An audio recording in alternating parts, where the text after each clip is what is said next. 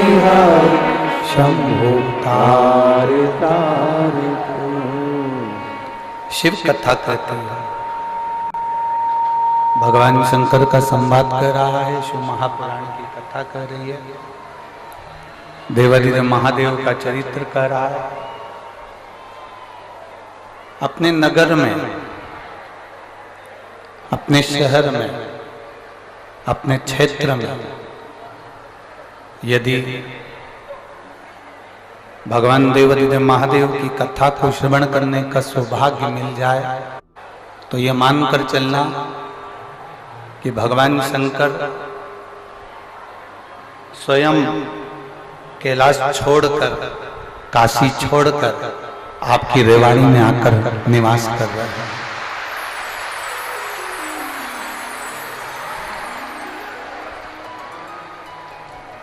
भगवान शिव स्वयं जब तक उसकी कृपा नहीं होती है, जब तक उसकी दया नहीं होती है, तब तक जीव परमात्मा की अविरल भक्ति की ओर जा ही नहीं सकता। गला पकड़ रहा और आप प्रेशर नहीं कर रहा।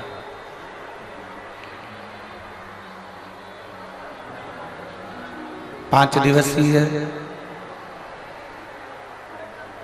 शिव महापुराण की कथा जो ये रेवाड़ी में हरियाणा की पवित्र भूमि पर श्री सुनील जी मूसेपुर जी करा रहे हैं। सुनील जी का तो ये भाग्य प्रबल हुआ ही है, पर आप लोगों की भी पुण्य की गुल्लक जरूर भराई होगी, इसलिए ये शिव महापुराण की कथा यहाँ आई है।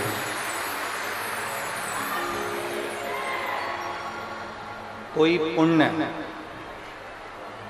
प्रबल होता है तब जाकर ये कथा का रसतत्व ग्रहण करने का सौभाग्य प्राप्त होता है। कोई पुण्य,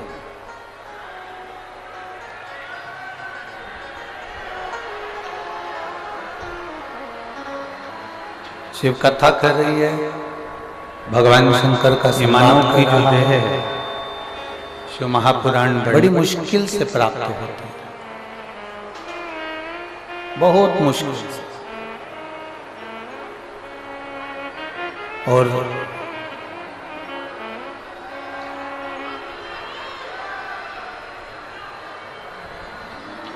तिरासी लाख 99,999 योनियां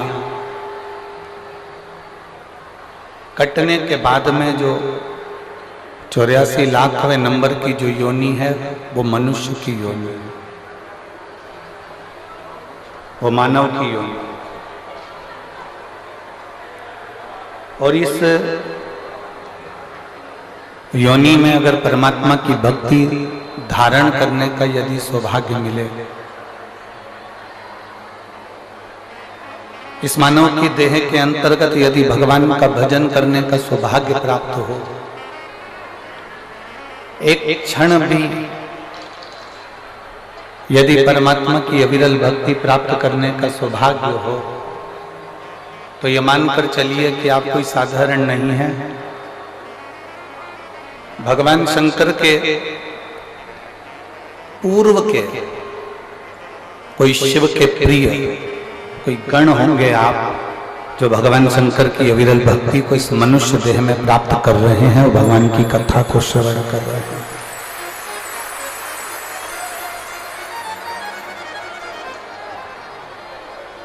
बिना प्रभु कृपा से, बिना मेरे भोलेनाथ जी की दया के, बिना मेरे शंकर की करुणा के बिना एक क्षण भी अगर कोई सत्संग की ओर जा ही नहीं सकता। देखिए, एक प्रसंग देवराज का आता है शिव महापुराण के अंदर।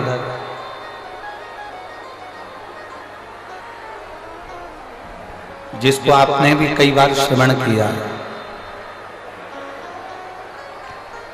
जिसको आप भी पहले सुन चुके।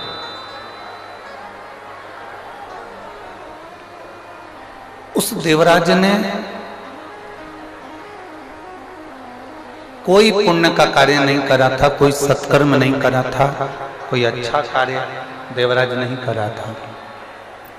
ना उसने भजन किया, ना उसने कीर्तन किया, ना उसने मंत्र जाप किया, ना उसने नाम जाप किया, ना उसने स्मरण किया, ना कभी भगवान शंकर के मंदिर गया, ना भगवान शंकर के मंदिर में जाकर एक लोटा जल चढ़ाया। कोई पुण्य का कार्य उसने नहीं किया। शिव महापुराण की कथा एक बहुत सुंदर संवाद कहती है कि आप कोई अर्चना नहीं जानते, आप कोई पूजन नहीं जानते, आप कोई आराधना नहीं जानते, आप कोई भगवान को प्रार्थना करना नहीं जानते, आप भगवान से कोई विनय करना नहीं जानते, आप भगवान को रिझाने का कोई मंत्र नहीं जानते, आप कोई तप करना नहीं जानते, आप कोई बहुत लंबे व्रत करना नहीं जानते, आप भगवान को रिझाने के लिए कोई साधना करना नहीं जानते, आप भगवान को रिझाने के लिए बहुत सारा आडंबर या बहुत सारा धन कुछ भी देना नहीं जानते। शिव पुराण कहती है उस समय पर एक बात अपनी चित्त वृत्ति में बिठाओ कि एक लोटा जल लेकर महादेव के मंदिर में जाओ, ये सारी तप साधना, सारी आराधना वो एक लोटे जल से हमें प्राप्त हो जाती है।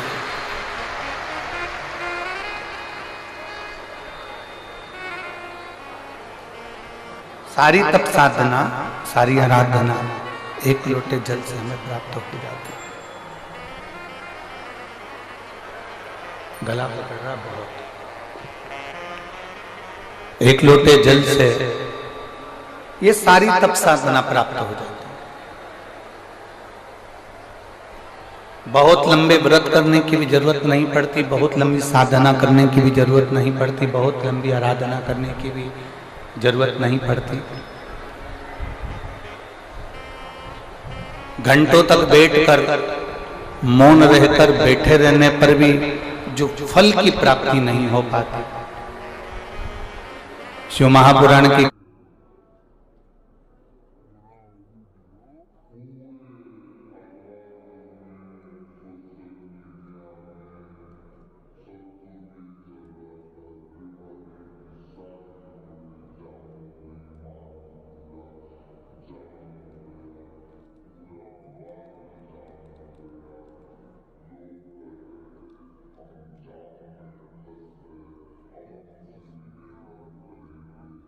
कथा कहती है वो केवल एक लोटे जल से जीव को प्राप्त हो जाता है। सारी समस्या का हल, जम के बोलो जरा, सारी समस्या का हल बोल बम का नारा है। आप जितनी धैर्यता के साथ में, जितने स्मरण के साथ में, जितनी अविरल भक्ति के साथ में भगवान शंकर के मंदिर में जाकर एक लोटा जल समर्पित करते हो, शिव आपको अपना जान लेता है, शिव आपके हो जाते हैं और आप शिव के हो जाते हैं। भगवान शंकर आपके हो गए, आप शंकर के हो गए। देवराज को ना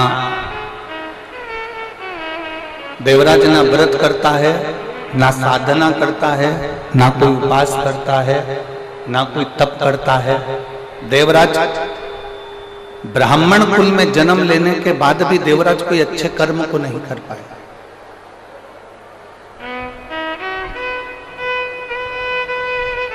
कोई अच्छा कर्म देवराज ने नहीं करा। ब्राह्मण कुल में जन्म जरूर ले लिया, ब्राह्मण कुल में पैदा जरूर हो गया, ब्राह्मण कुल में उसका जन्म जरूर हो गया, पर अच्छा कर्म नहीं कर पाया।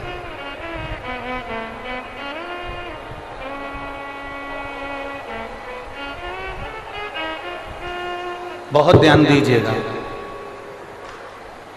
केवल 5 दिन की कथा रेवाड़ी में मिली है।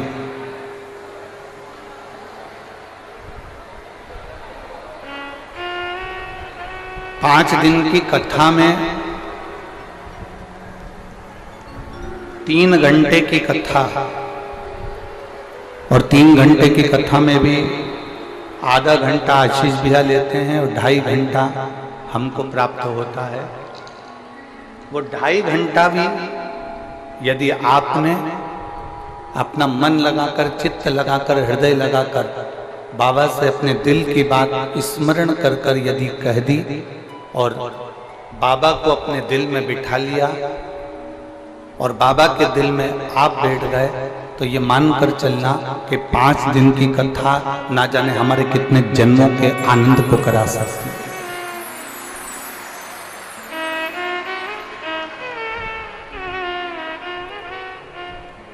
अपने हृदय में इस कथा को उतारने का प्रयास करिए। अपने हृदय में ये कथा को बिठाने का प्रयास करिए।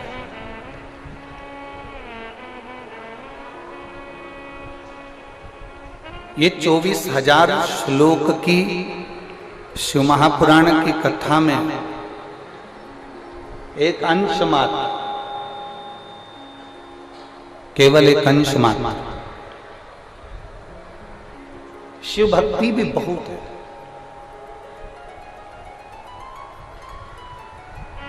कोई तुमसे कहे कि मैं आगे बैठी, मैं पीछे बैठी, कोई के मैं राइट में बैठी, कोई के मैं लेफ्ट में बैठी, कोई कहे कि मुझे यहाँ जगह मिली, कोई कहे मुझे वहाँ जगह मिली, कोई कहे मुझे ऐसा मिला, कोई कहे मुझे वैसा मिला, कोई कहे मुझे यहाँ प्राप्त हुए, कोई कहे वहाँ प्राप्त हुए। आपको एक बात कहना है कि कहीं पर भी बैठकर कथा श्रवण करो, पर ऐसी सुनो कि तुम शंकर भगवान के दिल में बैठ जाओ और शंकर भगवान तुम्हारे दिल में बैठ जाए। बस ऐसी श्रवण।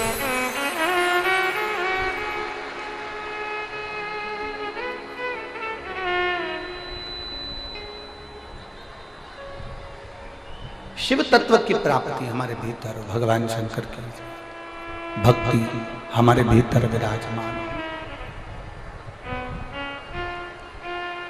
जब भगवान शिव की भक्ति हमारे भीतर विराजमान होगी, तब हमें कहीं जाने की जरूरत नहीं पड़ेगी। किसी भी स्थान पर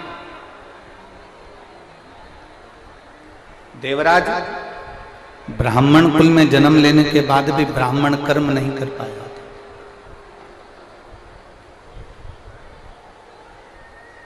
ऐसे संसार में ना जाने कितने लोग हैं जो जन्म तो ले लेते हैं पर कोई अच्छा कर्म नहीं कर पाते। सुनील जी, हम आपको साधुवाद देते हैं। रेवाड़ी में ढेरों लोग होंगे जिनके पास में करोड़ों का धन होगा, पर मेरे महादेव की कथा नहीं करवा पाए। कहीं आपके पूर्वजों का पुण्य होगा, आपके माता पिता का पुण्य होगा, जो देवादिदेव महादेव की ये 5 दिवसीय कथा आपके ऊपर, आपके पूर्वजों की, आपके माता पिता की, कहीं घर के बुजुर्गों का आशीर्वाद हुआ होगा जो ये कथा आपके रेवाड़ी में पहुंची।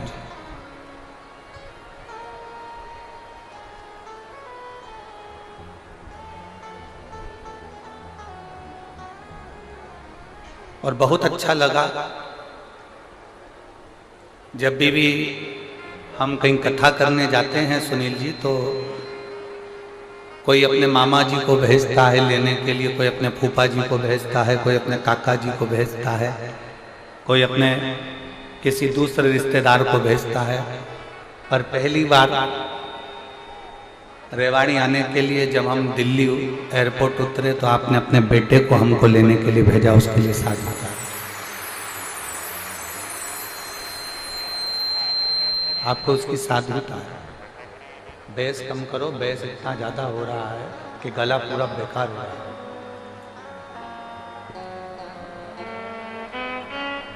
कुछ पुण्याई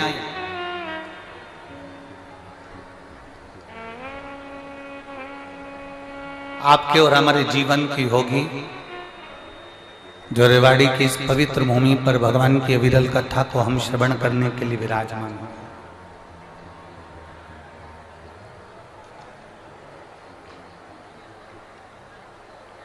बच्चे एक रस्सी में चुंबक को बांधते हैं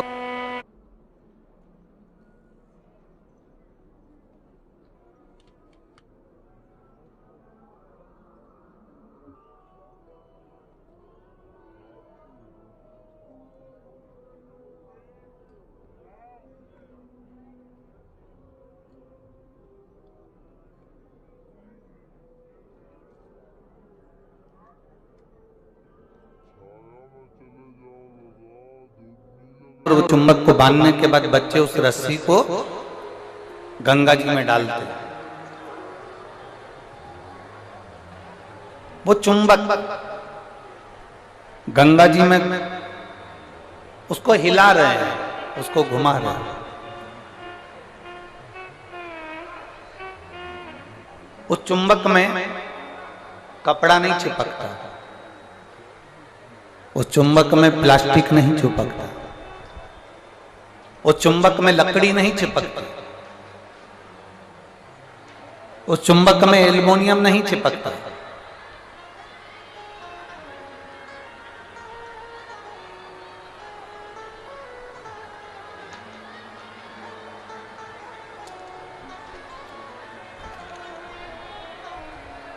उस चुंबक में कपड़ा नहीं चिपकता,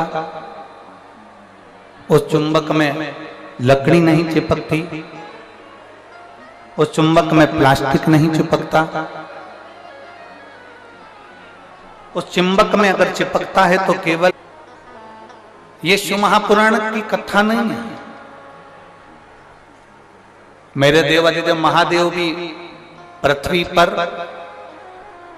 जैसे गंगा जी में कोई बच्चा डोरी बांधने के बाद में चुंबक को पटकता है और उससे लोह तत्व चिपकता है, उसी तरह मेरे देवादिदेव महादेव ने भी डोरी बांधकर इस शिव महापुराण को पृथ्वी पर डाल दिया है। और जो शंकर भगवान के गण हैं, जो भगवान शंकर के उपासक हैं, जो शिव भक्ति को जानने वाले हैं, वो इस चुंबक से चिपकते चले जाते हैं और बाद में शंकर के होते चले।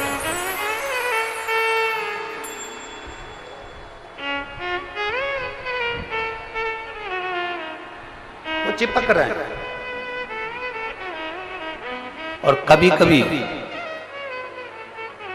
शिव महापुराण की कथा कहती है, कभी कभी चुंबक में चिपके चिपके चिपके चिपके वो लोहा भी इतना चुंबकीय बल से प्रबल हो जाता है कि वो लोहा भी दूसरे लोहे को अपनी ओर खींचता है।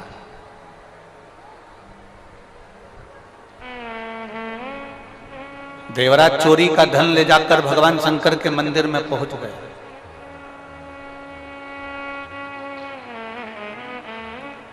देवराज चोरी के धन को लेकर भगवान शिव के मंदिर में पहुंचा, भगवान शंकर के मंदिर में पहुंचा। और चोरी के धन को लेकर देवराज जब भगवान शंकर के मंदिर में पहुंचता है, वो चोरी के धन को ले जाकर कहीं दूसरी जगह भी जा सकता था। चोरी के धन को लेकर वो कहीं और अन्य जगह पर भी जा सकता था, पर वो चोरी के धन को लेकर शंकर के मंदिर में पहुंचा, शिव के द्वार पहुंचे। मतलब ये पक्का है, ये निश्चित है,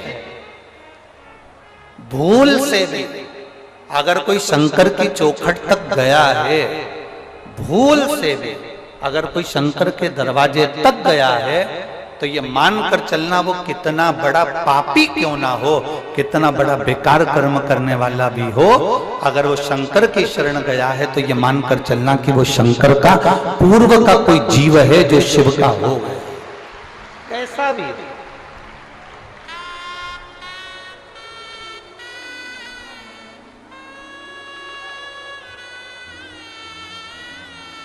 और पतंग उड़े आकाश माने, डोर थारा हाथ मां,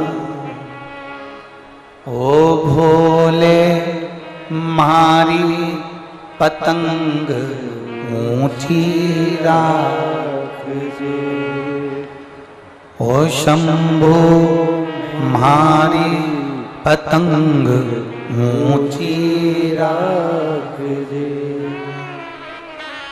नाव चले मझधार मां, पतवार थारा हाथ मां,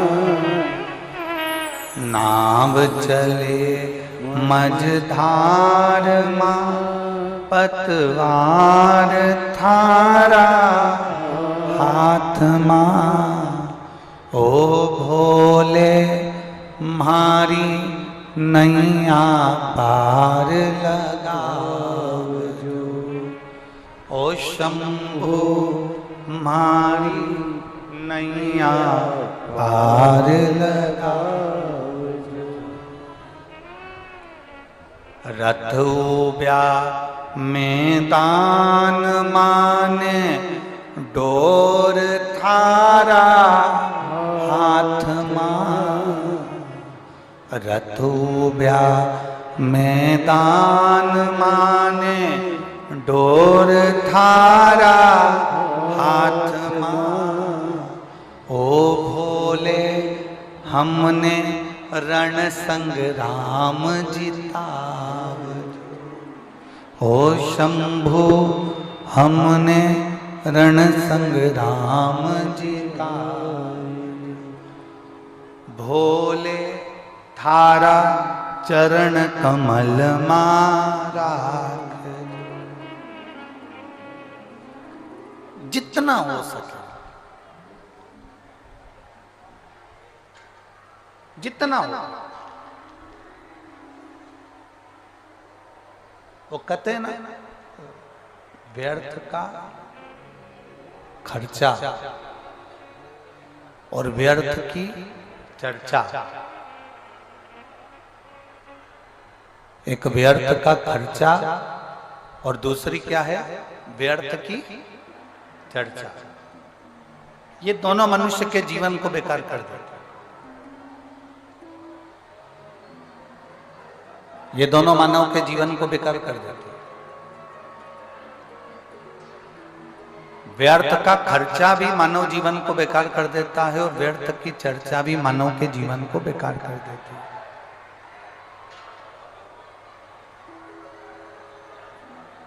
व्यर्थ का यदि खर्चा करोगे, व्यर्थ के खर्चे में अगर डूबोगे, व्यर्थ का खर्च करोगे तो तुम्हारा जीवन बहुत अच्छा होने वाला नहीं। तुम्हारा जीवन बहुत अच्छा होने वाला नहीं है। और यदि शिवपुराण कह रही है व्यर्थ की चर्चा में डूबोगे ना, तो भी तुम्हारा जीवन श्रेष्ठ होने वाला नहीं।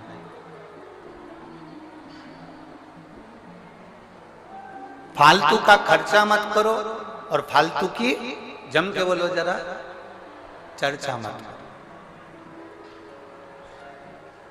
ना तो हमें फालतू का खर्चा करना है और ना हमें फालतू की चर्चा करना है। सीख देने वाले बहुत मिलेंगे तुमको, बहुत सारे अकल देने वाले मिलेंगे। कभी कह देंगे अपनी हेयर स्टाइल ऐसी कर लो, कभी कहेंगे ये वाला पार्लर अच्छा है यहाँ चले जाओ, कभी कहेंगे वो वाला पार्लर अच्छा है वहां चले जाओ, कभी कहेंगे यहाँ चले जाओ, कभी कहेंगे वहां चले जाओ। व्यर्थ का खर्चा नहीं करना। हाँ,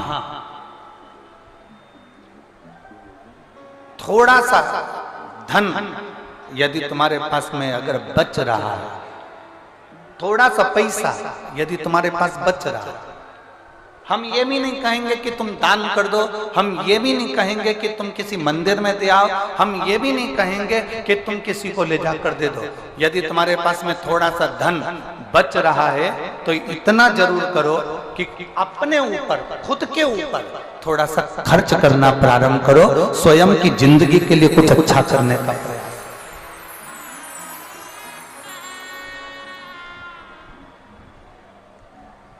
अपने लिए जी, थोड़ा अपने लिए अच्छा करने का प्रयास करिए, थोड़ा अपने लिए अच्छा करने का प्रयास करो अपने लिए।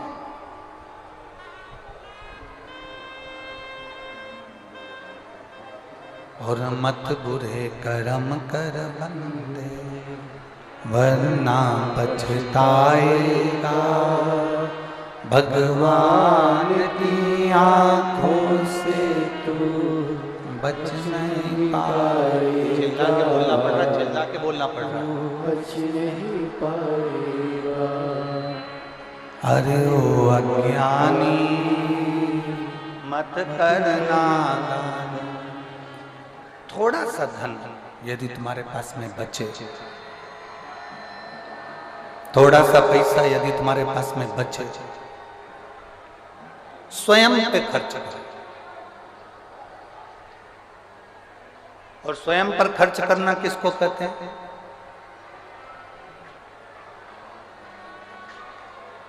स्वयं पर खर्च करना कहते किसको? स्वयं पर खर्च करने का मतलब क्या होता है? बहुत अच्छे अच्छे कपड़े धारण कर लो, बहुत अच्छे आभूषण धारण कर लो, बहुत सिनेमा देख लो, बहुत ऊंची गाड़ियों में घूम लो, स्वयं पर खर्च करना इसको कहते हैं क्या? नहीं। जब थोड़ा पैसा, थोड़ा धन आपके पास में यदि बच रहा है,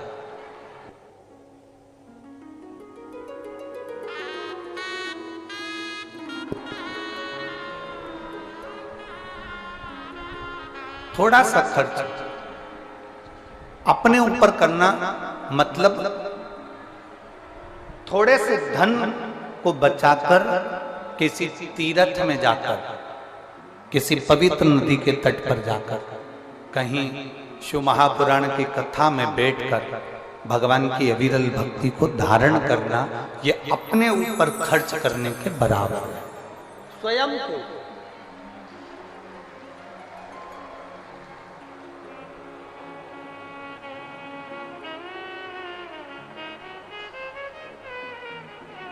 मत दो किसी को। आप 1 रुपया भी दान नहीं कर सकते, मत करो।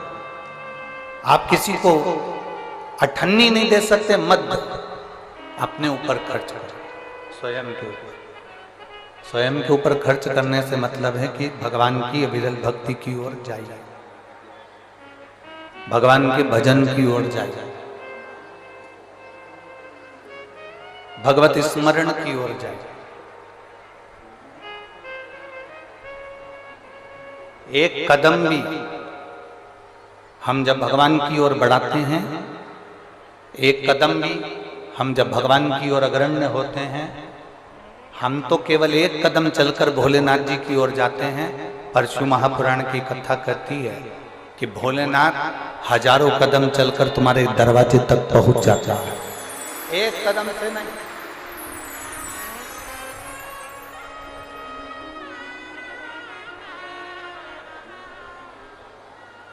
हजारों कदम से चलकर मेरा देव अधिदेव महादेव, मेरा उगड़दानी, मेरा शंभू, मेरा त्रिकालदर्शी, मेरा कैलाशी तुम्हारे द्वार तक पहुंच जाता है। व्यर्थ का खर्च मत करो और व्यर्थ की चर्चा मत करो।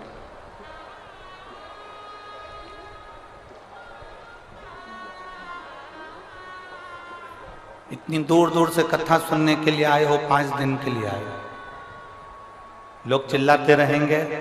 हमारा निवेदन है, श्री सुनील जी मूसेपुर जी ने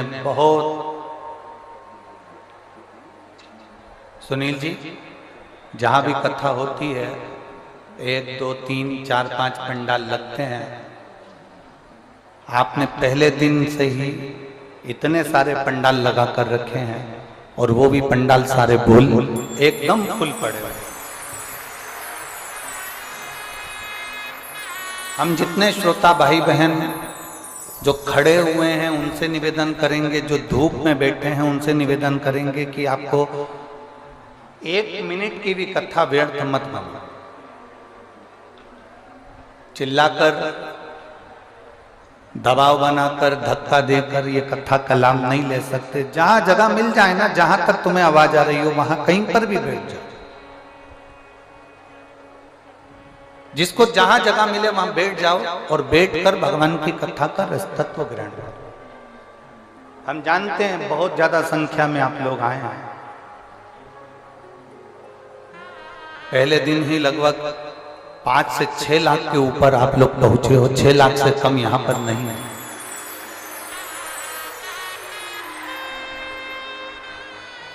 जहां जगह मिले वहां बैठो।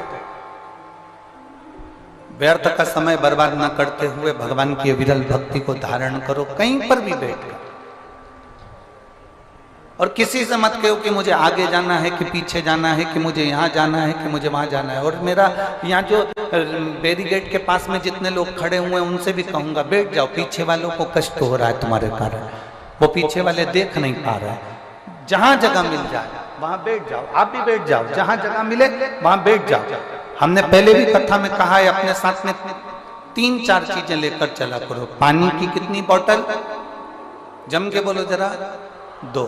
बिछाने के लिए दरी, ओढ़ने के लिए कम्बल, और साथ में एक, जम के बोलो जरा, छाता। छाता इसलिए लेकर चलो कि कहीं अगर पंडाल में जगह नहीं मिले तो अपना छाता लगा कर बैठ, जहां जगह मिल जाए वहां बैठते जाओ और भगवान की विरल कथा को धारण।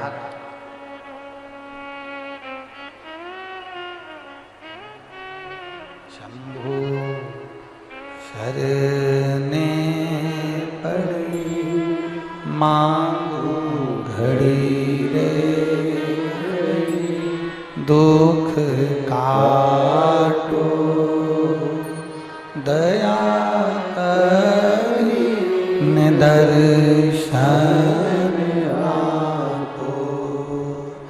शंभु शरणे पड़ी मांगू घड़ी रे,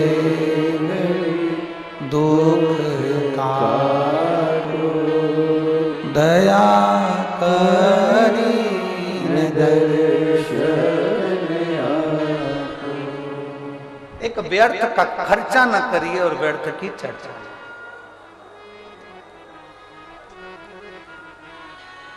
लक्ष्मी मैया नारायण भगवान के पास में जब जब बैठती हैं तो कोई ना कोई चर्चा करती हैं। सरस्वती मैया ब्रह्मा जी के पास जब जब बैठती हैं कोई ना कोई चर्चा करती हैं।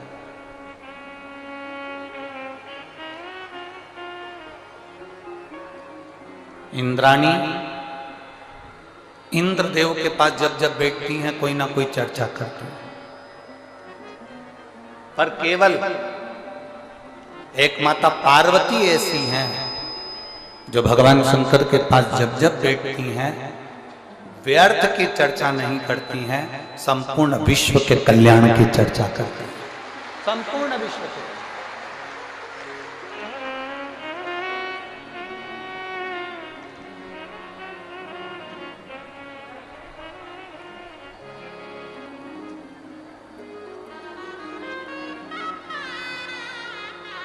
हम लोगों की भी आदत है, हम लोग भी व्यर्थ चर्चा में बैठे रहते हैं। हम लोगों की भी आदत है, हम व्यर्थ चर्चाओं में डूबे रहते हैं।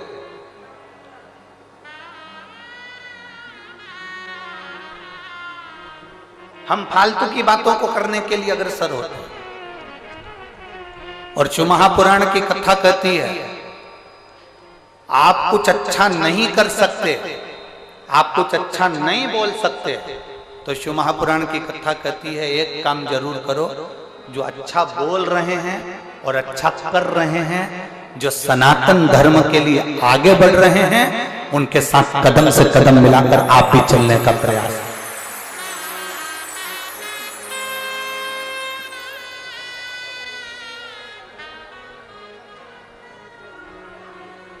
आप भी उनके साथ सनातन धर्म के साथ कदम से कदम मिलाने कर चलने का प्रयास करें।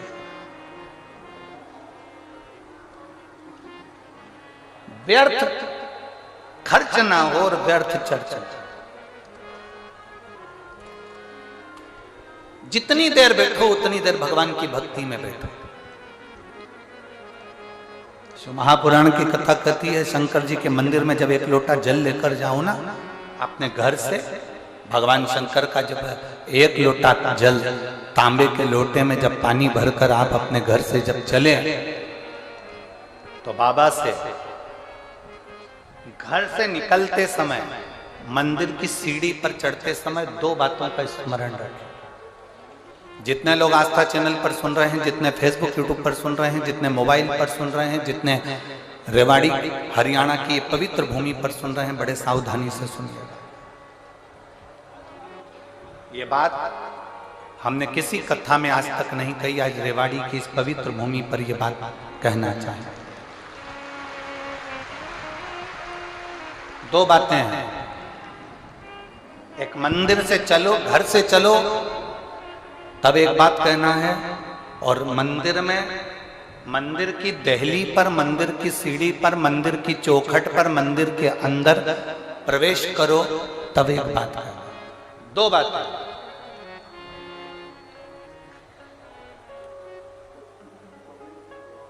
एक,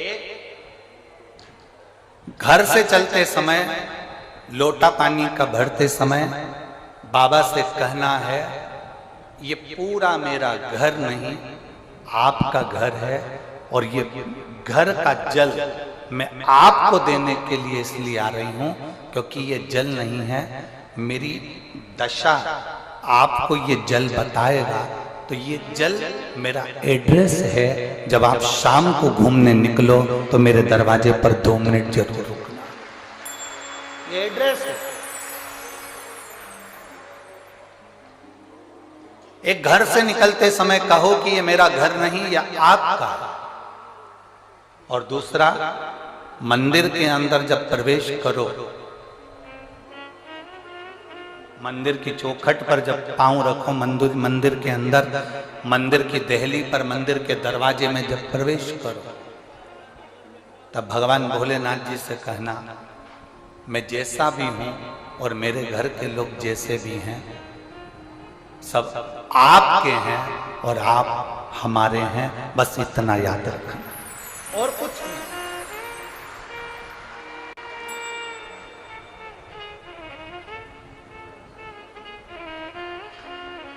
और मैंने तेरे ही भरोसे बाबा, तेरे ही भरोसे हवा बिच उड़ती जावांगी, बाबा डोर हर तो छड़ीला में कटी जावांगी, भोले मैं तेरी पतंग, शंभो मैं तेरी पतंग, हवा बिच उड़ती जावांगी, बाबा डोर हर तो छड़ीला में कटी जावांगी, भोले मैं तेरी पतंग। दो चीजें स्मरण में।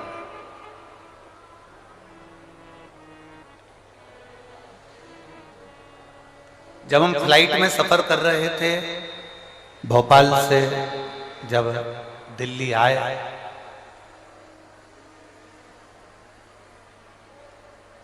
तो जिस समय फ्लाइट से नीचे उतरते समय एक लड़के ने एक प्रश्न किया, बड़ा अच्छा प्रश्न है,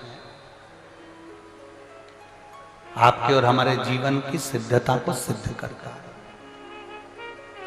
प्रश्न बहुत अच्छा है। उस लड़के ने प्रश्न किया,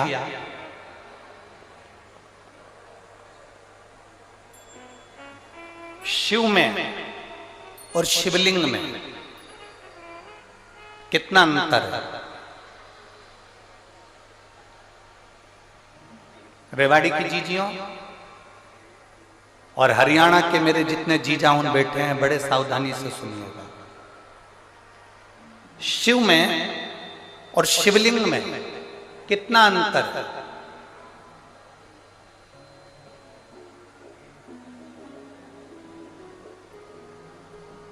दिल्ली में कोई विवेक बिहार का वो लड़का था जिसने वो प्रश्न किया था, और हमने उस बच्चे से कहा था कि अगर बन सके तो पहले दिन की कथा जरूर सुनना रेवाड़ी की।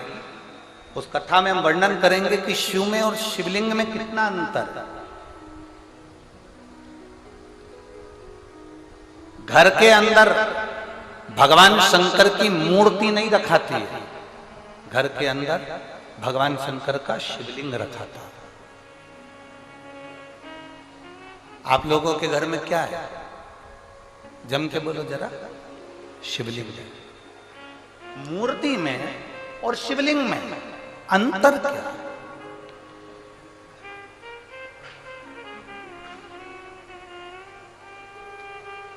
मूर्ति में और भगवान शंकर के शिवलिंग में अंतर क्या है? सबसे पहला अंतर तो आप अगर देखेंगे तो रावण का चरित्र उठाकर देखिए कि शिवजी में और शिवलिंग में क्या अंतर है। रावण भगवान शंकर के कैलाश धाम को शंकर जी के समेत उठा लेता है।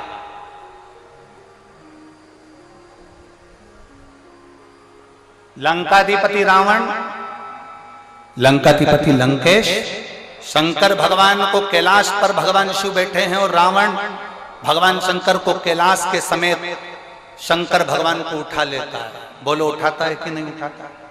जम के बोलो जरा, उठाता है ना? रावण भगवान शंकर को कैलाश के समेत उठा लेता है और वही रावण जब शिवलिंग पृथ्वी पर रखा जाता है, रावण अपनी पूरी शक्ति को लगा देता है तो भी शंकर भगवान के शिवलिंग को नहीं उठा पाता है।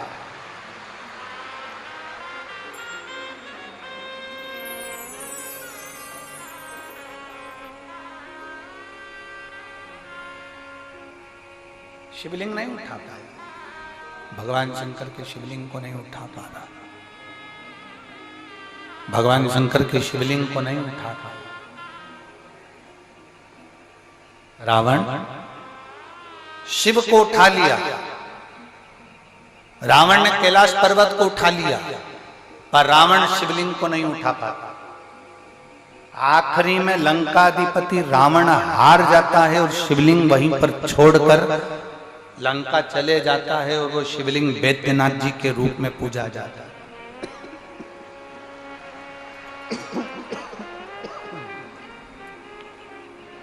अंत में वो शिवलिंग वैद्यनाथ जी के रूप में पूजा था।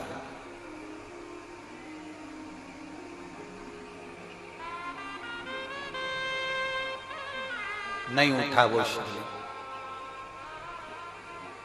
उठ नहीं पाया वो शिवलिंग। क्यों?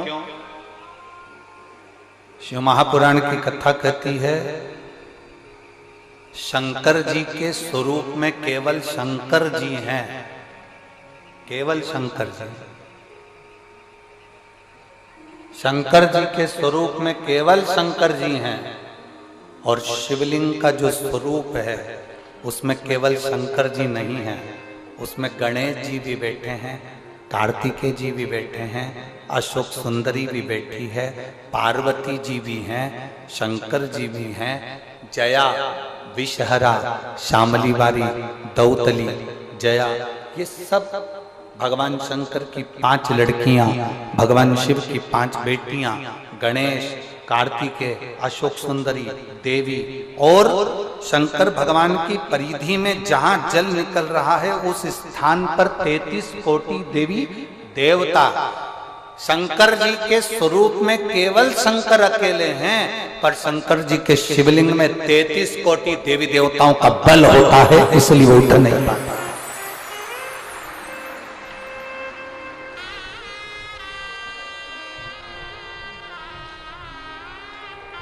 ब्रह्मा जी की पूजन करने के लिए कहीं नहीं जाना, भगवान विष्णु की पूजन करने के लिए कहीं नहीं जाना, इंद्र की पूजन करने के लिए कहीं नहीं जाना, गरुड़ वरुण की पूजन करने के लिए कहीं नहीं जाना, नवग्रह देवता की पूजन करने के लिए कहीं नहीं जाना।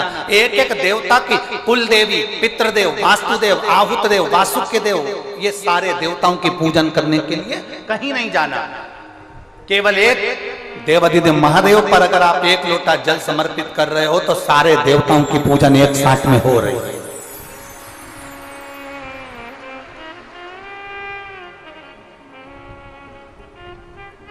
शिव को उठाना सरल है पर शिवलिंग को उठाना कठिन। और दूसरा प्रसंग आया, आप लोग वृंदावन के नजदीक में रहते हैं, ब्रज की भूमि के करीब में है रेवाड़ी, गोवर्धन बाबा के नजदीक में आप निवास करते हैं। राजा कंस जिस कंस ने अपना उपद्रव मचाया, जिस कंस ने सब कुछ अपना बना लिया, जिस कंस ने अपनी बहन को कारागार में डाल दिया, जिस कंस ने अपने दामाद को कारागार में डाल दिया, जो कंस भगवान कृष्ण का द्रोही बन गया, वो कंस महेंद्र पर्वत पर जाकर, जिस जगह पर भगवान परशुराम बैठकर तप साधना करते हैं, कंस परशुराम भगवान को पर्वत के साथ में उठा लेता है। वो कंस, वो राजा कंस महेंद्र पर्वत पर परशुराम भगवान को महेंद्र पर्वत के समेत उठा लेता है, महेंद्र पर्वत के समेत। अब एक दिन कंस आया और परशुराम भगवान महेंद्र पर्वत पर बैठकर तप साधना कर रहे थे और कंस उनको उठाने वाला। पर्वत उठता नहीं है। कंस जब भी महेंद्र पर्वत पर जाता था परशुराम भगवान को पर्वत के समेत उठा लेता था, पर आज पर्वत उठाने, कंस ने एड़ी से चोटी तक का बल लगा लिया पर वो महेंद्र पर्वत नहीं उठा और ना परशुराम भगवान उठे।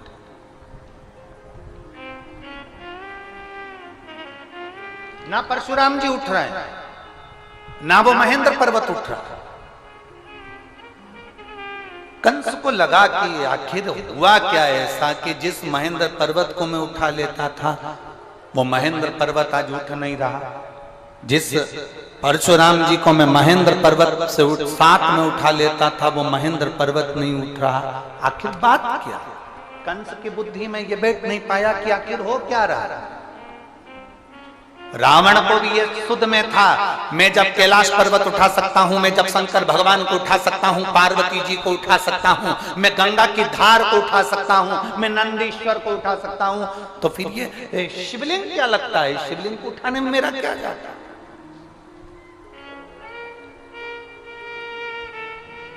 पर्वत को उठाना सरल है, शंकर भगवान को उठाना सरल है, पार्वती जी को उठाना सरल है, नंदी को उठाना सरल है, पर शिवलिंग को उठाना कठिन है क्योंकि उसमें सारे देवताओं का बल और तत्व प्राप्त हो गया है, सब कुछ है।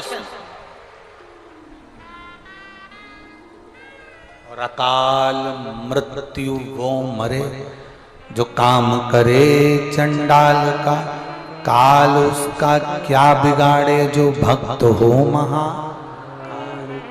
जो शिव का उपासक उसको क्या भय? यहां मेरी रेवाड़ी की इतनी सारी जीजियां बैठी हैं, इतने सारे जीजा बैठे हैं, इतनी सारी बेटियां, इतने सारे बेटा बैठे हैं, मेरी माताएं यहां पर विराजमान हैं। मैं उनसे पूछना चाहूंगा, कभी आपने किसी भी संत को, साधु को, सन्यासी को, तपस्वी को, देवता को, देवी को शंकर भगवान के स्वरूप की पूजन करते हुए नहीं देखा होगा? आपने जिसको भी देखा होगा शिवलिंग की पूजन करते देखा होगा। आपने किसी देवी देवता को शंकर के स्वरूप की पूजन करते हुए नहीं देखा होगा। आपने देखा होगा तो शिवलिंग की पूजन करते देखा।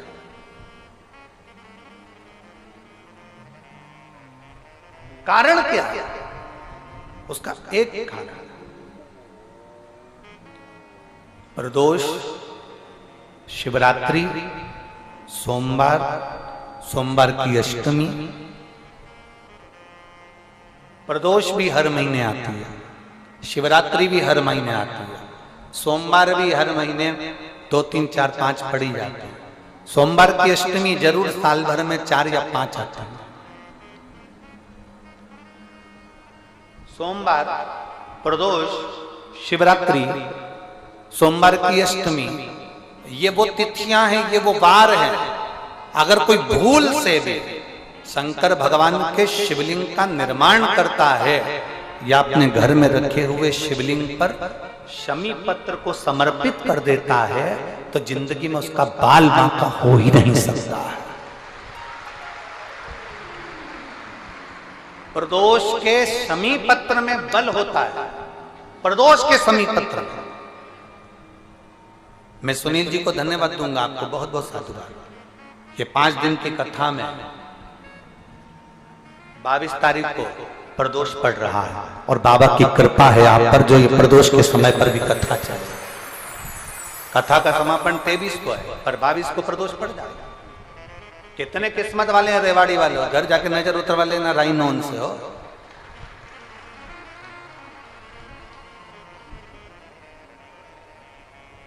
शिव की कृपा कितनी है आप पर, जरा विचार करिए। और जो नहीं आए, कई लोग डर के मारे नहीं आए, भीड़ बहुत है, गाड़ियों का जाम लगा हुआ है चारों तरफ।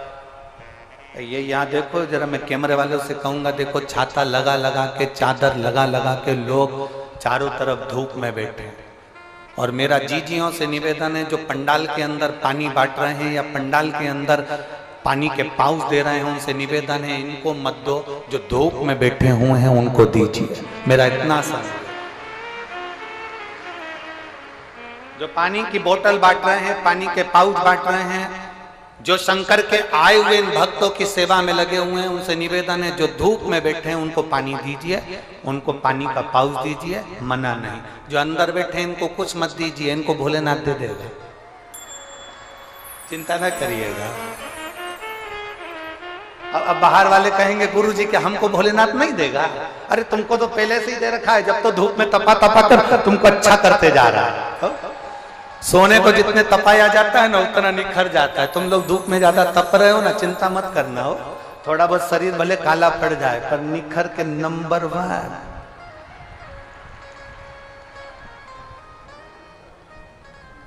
भोलेनाथ ब्यूटीफुल, एकदम जोरदार शिव तत्व की प्राप्ति।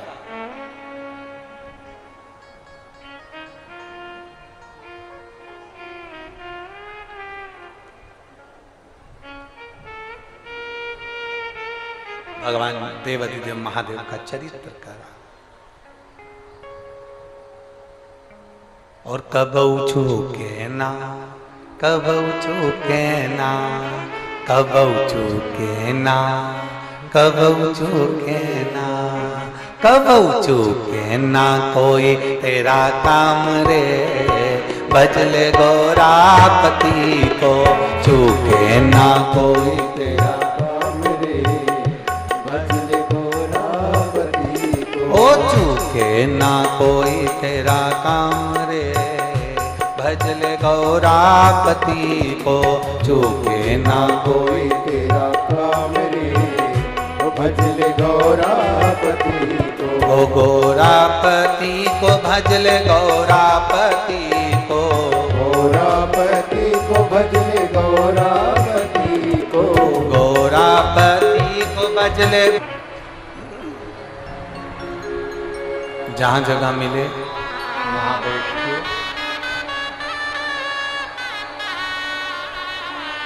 जो कार्यकर्ता खड़े हैं वो भी बैठकर बाबा से प्रार्थना करेंगे।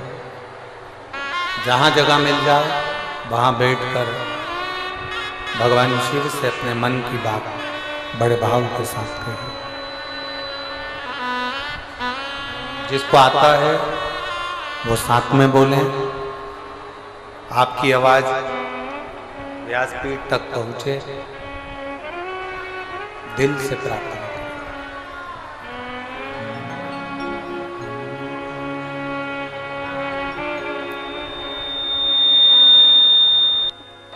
श्री शिवाय नमस्तु। श्री शिवाय नमस्तु।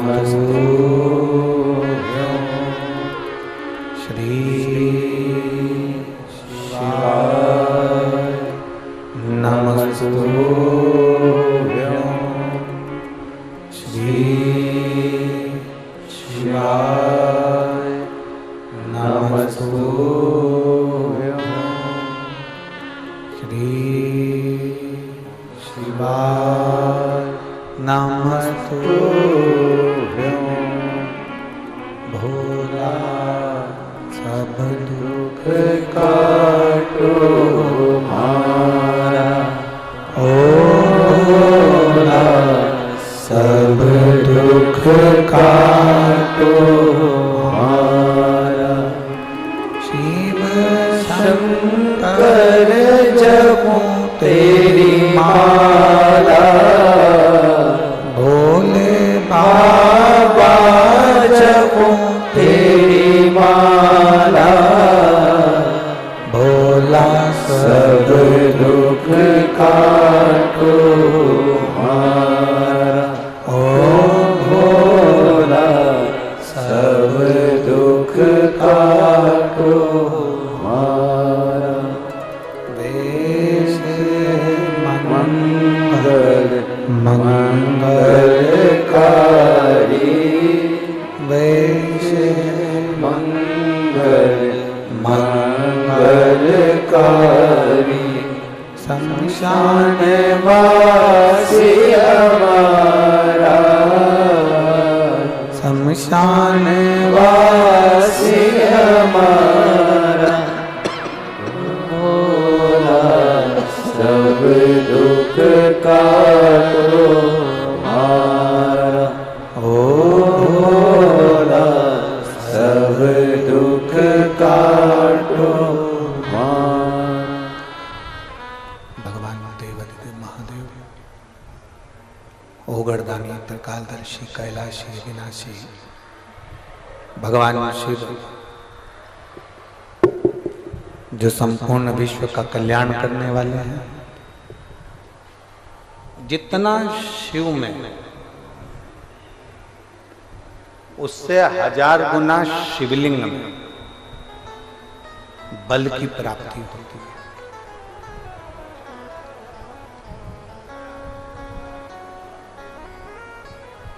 प्रदोष के दिन यदि आपको कहीं से शमी पत्र मिल जाए, प्रदोष के दिन यदि कहीं से आपको शमी पत्र मिल जाए और प्रदोष काल में, प्रदोष का जो समय होता है, शाम का जो समय होता है प्रदोष काल, 4 प्रदोष 5 प्रदोष आप कर देखिएगा कि आपका कोई काम है, कोई नौकरी के लिए आप अप्लाई कर रहे हैं, कोई समस्या बड़ी विकट आ गई है, कोई तकलीफ, बड़ा गला पकड़ रहा है बेटा, कोई तकलीफ विकट आ गई है, कोई समस्या विकट आ गई है, प्रदोष के प्रदोष काल में अगर एक शमी पत्र भी आप घर के शिवलिंग को, अब ये करने के लिए आपको मंदिर के शिवलिंग नहीं जाना, अपने घर में जो शिवलिंग, चाहे वो स्फटिक का हो, पारद का हो, कंकर शंकर का हो, लकड़ी का हो, जो शिवलिंग तुम्हारे घर में, कांच का हो, चाहे वो नर्मदा के कंकर का हो, नर्मदेश्वर हो, पाषाण का हो,